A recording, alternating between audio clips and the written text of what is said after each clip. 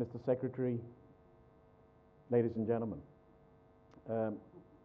it's an honor for me to be back here at India Smart Grid Week. It's also an honor to speak on March 8, as has been pointed out before, International Women's Day. I note that we, this morning, had a very uneven gender proportions on the dais, in 13 to 1 or something like that, if I counted right. But when I look out in the room, I see slightly different proportions, more like something like 20% women.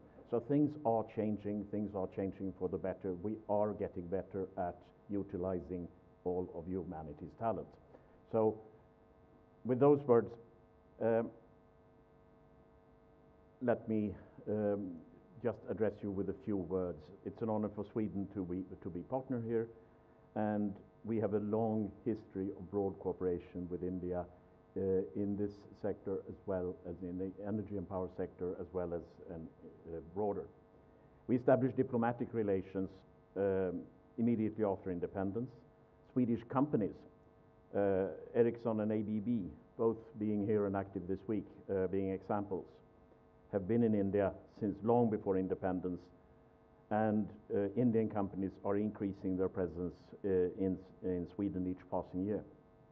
Today there are around 170 Swedish companies present in India, and this presence is growing. The issues of climate and climate change are common concerns for all of us, every man, woman and child on this planet.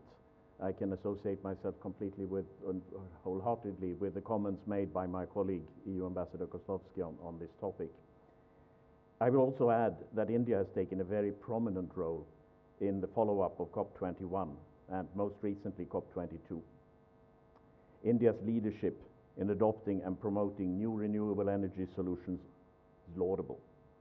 India's government's ambitious target of 175 gigawatt of renewable energy already by the year of 2022 is praiseworthy. There will be many opportunities for win-win solutions and joint projects in the future. New and renewable energy is an area where the relationship between India and Sweden is growing stronger and closer. Here I'd like to mention the work done by the Swedish Energy Agency through their India-Sweden Innovations Accelerator program. They bring small and innovative Swedish companies to India. 3 of the Swedish companies participating this week, Clean Motion, Metro and PPAM, first came to India through this program, and now all 3 of them have a presence in the country and local partners. Next week, the Swedish Energy Agency is going to Port Blair in the Andaman Islands in order to launch a microgrid project that they've been working on together with the MNRE since 2015.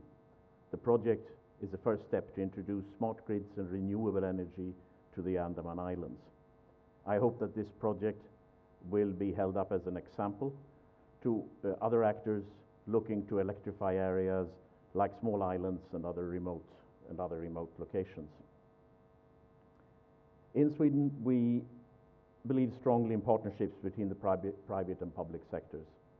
The Association of Swedish Engineering Industries is here today, and the association is an important counterpart for us from the private sector. We often talk about maximizing use of the triple helix approach to innovation: private sector, public sector, and academia working together. As was pointed out in my presentation, I've spent 5 years in India. I've seen phenomenal growth and increased depth in relations between our 2 countries.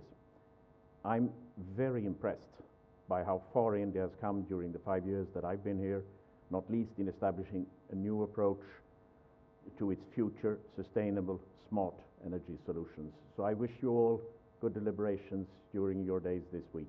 Thank you very much.